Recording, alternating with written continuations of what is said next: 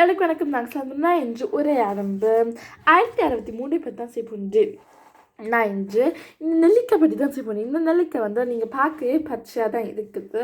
ஆனால் காயாக இருந்தால் அது ஒரேஞ்ச் மற்றும் மஞ்சள் கலந்த நிறங்களை கொண்டது மற்றும் இதை ஜெர்மனில் அம்லா பவும் என்று கூறுவார்கள் மற்றும் இங்கிலீஷில் ஃபிலான்தஸ் எம்பிளிகா ஃப்ரூட்ஸ்ன்னு கூப்பிடுவாங்க.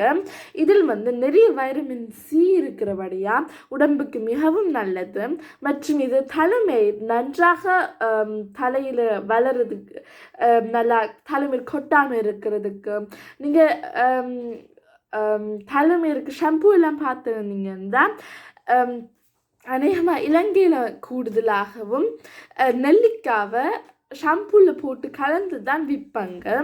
அதிலே பார்க்கலாம் இது தலைமையில் மிகவும் ஆரோக்கியத்தை கொடுக்கிறது மற்றும் இது நாங்கள் அம்லா புல்வர ஒரு நாளில் எங்களோட தலைமையில் போட்டோம்னா 3-5 கிராம் அப்போ அதிலிருந்து எங்களுக்கு